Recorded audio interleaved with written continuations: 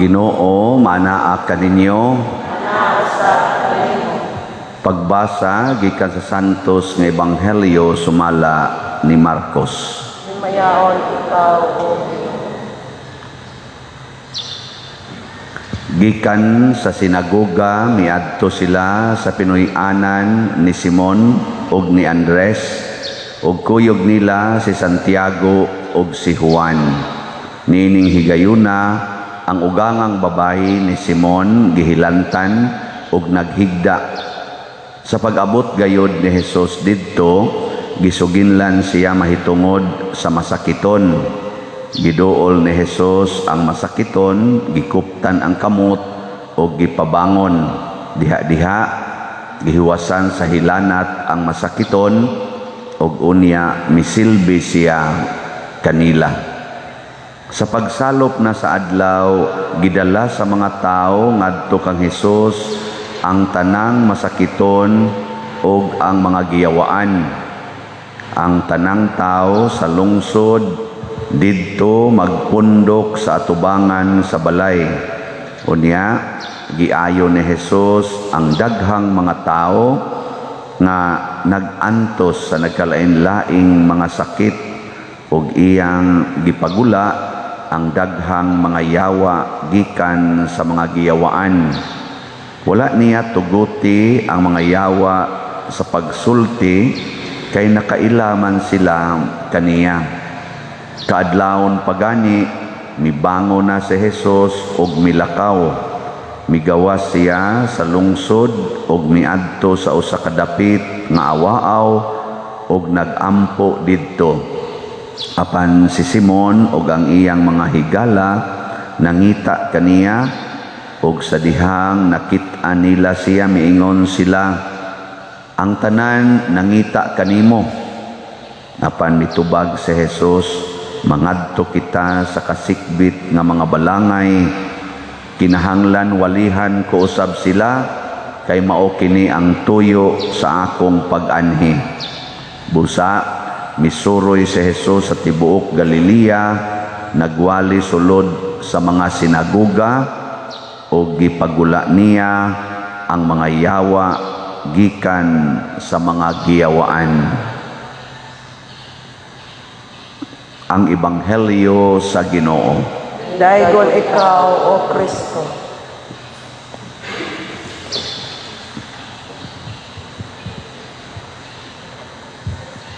Kining gihisgutan sa unang pagbasa ug ang gitubag pod nato sa Salmo nga nagkanayon, ania ako Ginoo, mianhi ako aron pagtuman sa imong kabubuton. Mao gyud unta ni ang kinaiya nga batunan natong mga nagtuos Ginoo. Mao na si Samuel, niingon sad siya bisag bata pa siya, gitudloan siya sa pari nga iyang gialagaran si Eli nga inigsangpit sa Ginoo nimo, ingna sulti Ginoo kay mamati ang imong sulugoon. No, parihara sa nasa ania ako Ginoo, mianhi ako aron pagtuman sa imong kabubuton. Si Hesus pod sa atong Ebanghelyo wa mamati sa mga tao. Ang mga tao matud pa sa iyang mga apostoles nga nangita niya, ang tanan nangita nimo. Sa may gipamati ni Hesus, ingon siya, di ko mobalik dito, padayon tangat tusunahan, kay mauni ang tuyo sa akong pag-anhi, mauni ang kabubuton sa akong amahan. So kamao sad siyang maminaw, niya kamao pag yung mutuman. So kaning pagpaminaw o pagtuman, mauni ang makapahimo natong tinuod nga mga anak sa Dios. Kumusta man mo ron? Kusog ba mo maminaw sa Ginoo? Kay kita ra ba kasagaran nato no? Ug dili man tanan, apil na ning nagwali. Inig-anhi nato sa Ginoo, inig-ampo nato. Lain ang atong tuyo. Dili mo ingon, dita mo ingon, mianhi ko Ginoo kay ni ako aron pagtuman sa imong kabubuton. Mianhi ta aron pagdiktar sa Ginoo unsay gusto natong mahitabo. Manimbata kay birthday ron nimo. O, diktaran nimong Ginoo tagai ko og maayong panglawas, taas nga kinabuhi. Naka-birthday na gani, mudiktar pag yun. Manimbata kay anniversary ron nato. Ginoo tagai in tawag kalinaw ang among pagpuyo. Naka-anniversary na gani, magampo pag yun. Dugang. Ang nindot unta kung mag-birthday ka, muari ka dire, Ginoo nag-birthday ko ron, sulti unsaon nako paggamit ang akong kinabuhi, unsa pay angay nakong buhaton ug unsa say angay nga dili nako buhaton. Kay haron ang akong kinabuhi nga imong hinatag, mapahimuslan gyud sa imong kasuguan og mga plano. Ana, Ginoo nag-anniversary miron, kanus aman mi magbuwag.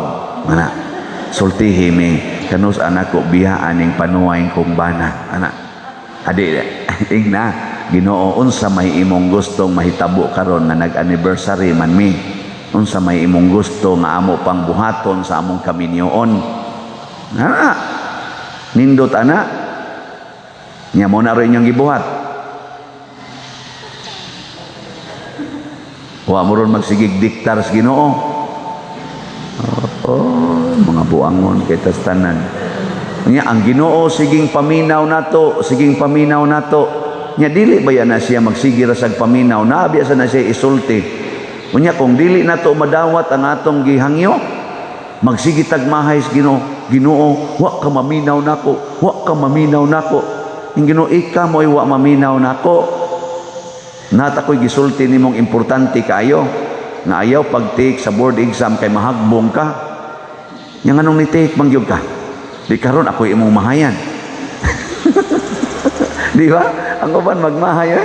Nagoy uban ka. Sigig debosyon Santo Niño. Pagkahagbong sa bar exam, gipanglabay kuno niyang imahin Santo Niño buak ko kuno tanan. Pero nakaamgo sa siya paghuman. Ingon siya pasti lang. Moto nang umpisal siya nako. Mayo brad kay nakabawi ka. Kay 3/4 sa imong kalag dito na sa impierno. Nakaroon nakabawi ka. Siya pa diron sa magiday gustos Ginoo ikatulo naman to nakong board exam, bar exam. Purti man akong tuon, alagad pa ko simbahan. Purti na kong alagad, debosyon pa kong mayo, gatinarong ko sa akong pagkabana o pagkaamahan. Na ano'y ako mga barkada nga kibaw di kong naay mga kabit, mga sugarol pa kayo ni pasar man. Ako noon katulo na wa man ko kapasar. Nako di jud ka papasaron. Mao na dawata. Ana. Higugmaa ang imong pagka lawyer. Lawyer sa kasing-kasing. Pasabot puyi ang balaod sa yuta o sa langit. Ipatuman gina. Nako na kay sakyanan, na pader, na kay parkingan. Siya wala pa. Nako hay man imong giparking siya. Nas karsada nako buangon ka pagka lawyer. Mao din ay role di ay nato. Mao din ay balaod ng imong sakyanan iparking sa karsada siya. O di man pader mo sa nagibuhat dito sa amo sa ako mga silingan nako lawyer man ka. Ngano di man ka maong mutuman anang balaura. Siya nga wa man na pader okay naman na nako. Okay giday na, nagiday na sa balaod. Di na obstruction. Isa obstruction, pero okay naman ako. Balaod ay nang ni okay. Alalis na mi. Lawyer ko siya, di makiglalis yun. Nakumogin na imong batasan, hagbong yun ka. Isa niya ako nang ibalhin ng akong sakyanan. Ako, hagbong lagi apong ka. Jadi lagi kahimong lawyer sa Ginoo. Siya, grabiha sa Ginoo. Pero kadako na ko gasto. Ana, pagkasunod tuig, gikuyogan siya siyang asawa, gibiyaan nila ilang mga anak. Piyal nila sa kuyugan siya siyang asawa. Wa siya mo adtog review center, siya rega review personal. Ampo sila baayo niya ang iyang asawa mo itigluto para niya. Nana. Ang iya kunong gasto sa una pag-take diya katong tulo, di mo minus sa 70,000 sa iyang pag-start dito sa Manila. Kadto nakagasto ra gid sila 10,000. Yang asawa mo ni budget og maayo. Ana, pagsunod tuig pasar siya. Lawyer na siya. Ambot di ba karon to tikasan na pagka-lawyer. Ano man? Sunod naman siya sa Ginoo. Wa naman siya magsupak-supak. Ambot ang iyang parkingan niya na bakang gibalhin. Basta ang ako lang punto ba nga ang pag-alagad sa Ginoo maoy mas importante niya kaysa atong pagsigig simba. Nya unsaon nato pag-alagad niya kundi ta maminaw mura kag ni trabaho og kompanya, nya di ka maminaw sa inyong manager. Unsa may mitabo nimo? Taktakon ka sa inyong kompanya kay di man magkadimao ang imong buhat. Nya kita karon sige tagsimba, di ta maminaw sa Ginoo, iniguli nga to pangasaba lang yapon anang mga bata, siging singhag, tikasan lang yapon kaayo anang mga gipamaligya niya, ingnon dayon nga sus uli ra gid nis puhunan, nya tinunga na daytong ginansya. Labi na karon na kuan na kaayo, kinahanglanon na kaayo ng mga tubig, mga uban pa dihang mga sin o unsa pa nang ubang gamit diha ros pag-ayos balay. Sakahan og maayo ang kanang kuan anang presyo. Ngailang gani kay naataroy mga kaigsuonan nga kamaog yung maminaw sa Ginoo. Pag ingon nato, donate mo dinhi sa atong Divine Mercy and Charity. Kay daghan kay mga atop atong ilisanan. Sa atong gipamaligya nga slots, so good atong Domingo, nanatay halin nga 1,014 ka slots. Bakpak. 3,000 ang atong target. So nanalay 1,986 ka slots nga halinonon. Hotdan ninyo. Siya ruwa gid mo kabati. Di ba? Yang doko-doko mo diya. Hotdan.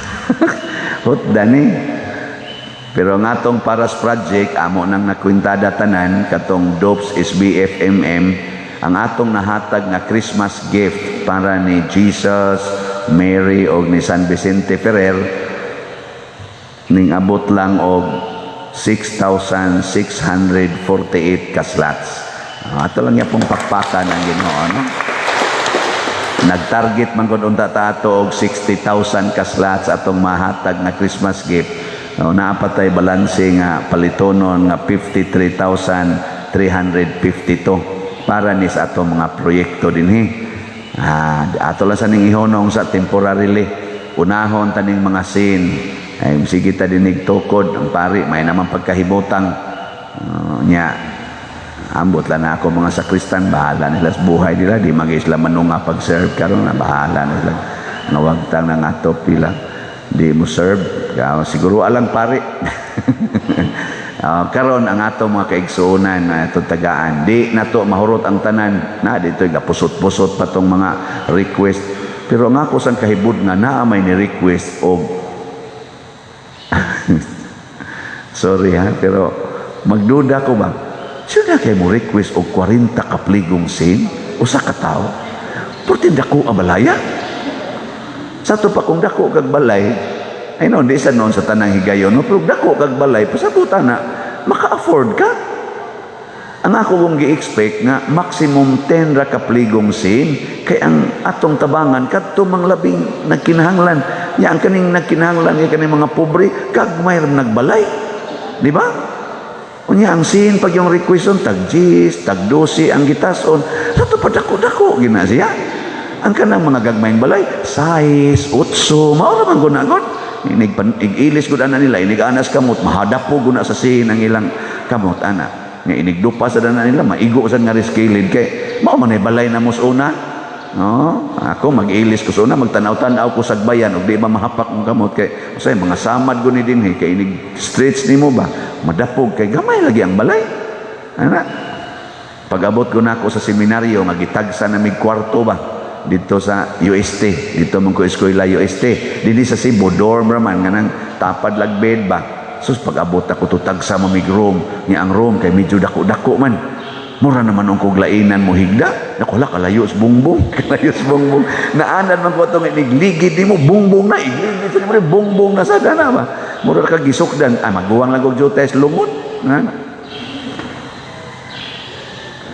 Pero nga nung mo request magtag 40, tag 20 ka pligo. Mo na, mo maximum lang kita og 10 ka pligo nga sin. ato yung siguroon ang labing ubos. Di na to makaya. Hibaw ko nga yung sa galisod man sad ni Pader, dako ni among balay, pero sinunod ba ni namo sa among mga ginikanan o sa among mga lolo, ancestral house man ni. Kami karong nagpuyo diri pulos in taon mi pobre. Aka mo sabot sa kuana. So request kag 40 kasin, tagaala ka namog na po. Ibutang lang to atong dapit nga kanabang murag secure. Unya iniguan ay mo dito atong gawas. Sabi mo aring diang ni ay atop. Ana, di na mo kay mabasa dito. Tabil-tabilan ninyong trapal gamay. Ana, mag-anam-anam lang sa mugdugang dito. Ang ato lang matabang unta nga naagid kahigdaan nga tarong-tarong nga gipandungan. Mo na ato rong itabang daghan kay to request. Wa pa mi makwenta, wa pa magani ma-remit nako sa kuan sa atong suak. Pila gid ang total gikulbaan ako ani, pero di lang sa ta magkulba-kulba. Unahon tani targeton tani hangtod karong Domingo ang 3,000 ka slots. Nya tan-aw nato unsay mahimo nato sa sunod pa. Kanindot ana makaalagad tag 10 minos na po ang 300 kabalay, no? Okay na kayo gina.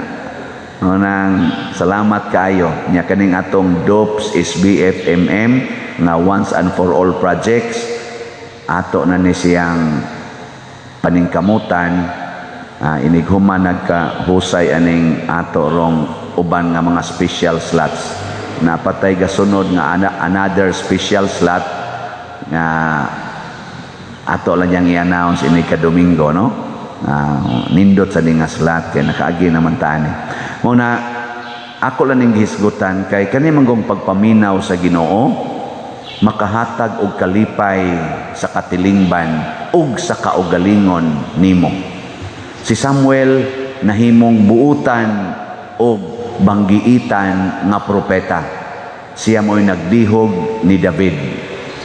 Si David nahimong punuan sa kining gitawag na to gingharian sa Dios nga diha nagsukad ni David ang gingharian nga gipadayon ni Kristo. Part ana si Samuel, buutan o banggiitan. Si Kristo sad na purtis ang pobriha pero siging paminaw sa Ginoo nahimo sang banggiitan o tinuod nga tao nga manluluwas. Nakaluwas siya sa mga masakiton, sa mga giyawaan o sa mga makasasala. Kining maong mga grasya o gahom mupadayon ni paglihok din hinato. Nagmisa kog parokya ingon dayon tong pari ahid man siya nakog mga 5 man tingali ka tuig. Ingon din siya, Padre, ako ba niimbitar ko nimo kay duol ra man ta seminaryo, pag-announce na ko dire purti manglipayas mga tao. Naghan man di kag fans dinhi, sikat na di kay ka. Ako sa ngunahon na karon lang ka. Wa sa giting ito siya pag-monitor kay he was not interested about my life tingali, no? Unya nahibong siya.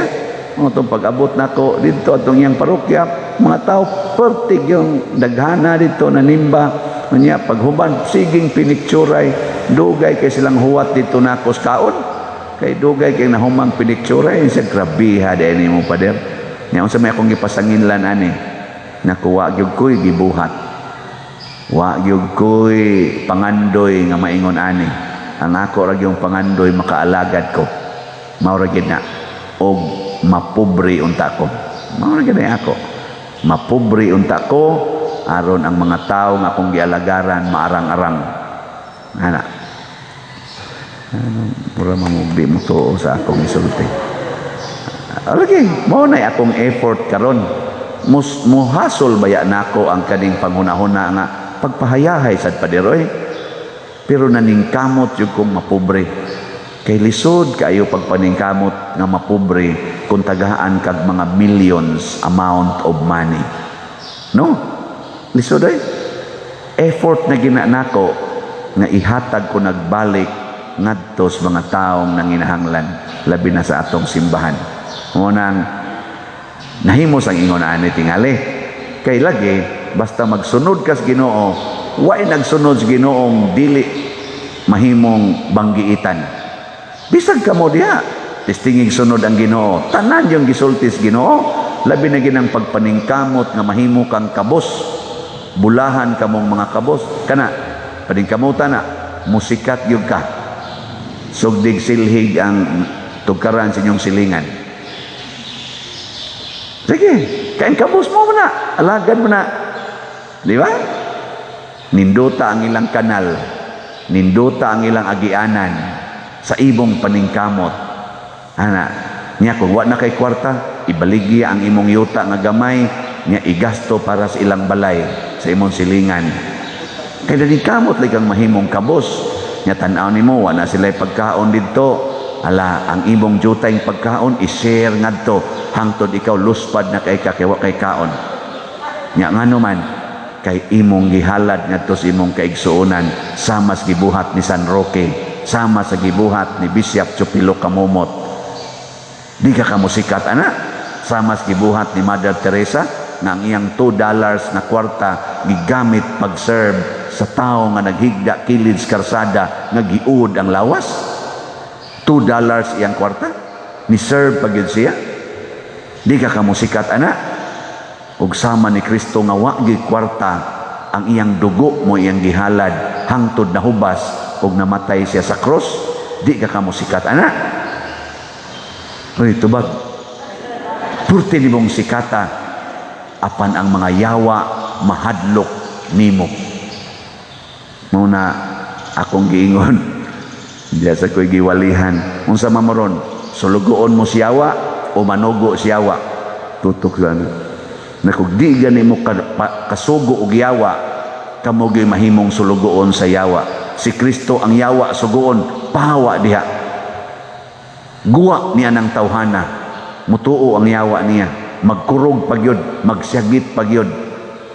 Pero kita, dali kitang suguos yawa. Kasabi na, libaka na, pamakak, palaway, tanaw ng porn, sugal diha, kurala ng imong balay, bahala nagpitusan ng imong silingan, kay imo ng yuta, ikihana. Libaka ng paria. Hebuang muna. I-post na sa social media aron mauwawa ng paria na nganli nagtambaluslos, nganli naghingwarta, nganli na ugway respeto.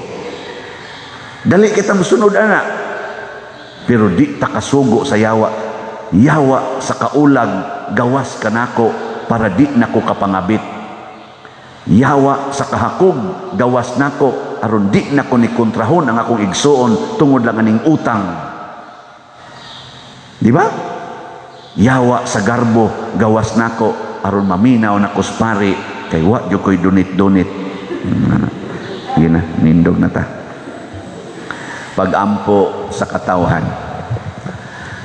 Sama sa mga tao nga nagdala ngadto kang Hesus og masakiton og mga giyawaan og iyang giayo, kita usab magdala sa atong panginahanglan og masaligon nga moingon, Ginoo patalinghogi kami. Ginoo patalinghogi kami. Nga ang simbahan sa kanunay mosalig sa Dios taliwala sa mga pagsulay ug kalisod nga iya karong giatubang, magampo kita sa Ginoo. Ginoo patalinghogi kami. Nga ang anaa sa kalisod sa tibuok kalibutan, ang mga gigutom, walay bisti ug puloy-anan, mahatagan og pagtagad sa mga nangulo kanato diha sa buhatang pampubliko, magampo kita sa Ginoo. Ginoo patalinghogi kami. Nga alang ni adtong nag-antos sa nagkalain-laing matang sa sakit, nga makabato na sila og hingpit nga kaayuhan ug kahupayan diha ni Kristo, magampo kita sa Ginoo. Ginoo patalinghogi kami. Nga ang mga nagalagad sa mga masakiton ug ubang hutong sa katilingban, nga makabaton kanunay og grasya sa paglahutay ug nga mapanalipdan sila, magampo kita sa Ginoo. Ginoo patalinghogi kami. Nga sa atong pagsaulog sa 500 years of Christianity, magmalampus sununta ang tanan nga kalihukan ilabi na sa mga parokya ug atong mapalawman ang atong pagtuo ug paglaom isip mga binunyagan, magampo kita sa Ginoo. Ginoo patalinghogi kami. nga ang sulugon sa Dios Teofilo Kamumot Obispo mabayo na sa kadungganan sa altar magampo kita sa Ginoo. Ginoo, patalinghugi kami. Nga ang mga proyekto dinhi sa atong simbahan nga pinaagi sa pangama ug pagiya ni San Vicente Ferrer magmalampuson ug mahumanunta sumala sa atong mga giplano ug gipangandoy magampo kita sa Ginoo. Ginoo, patalinghugi kami.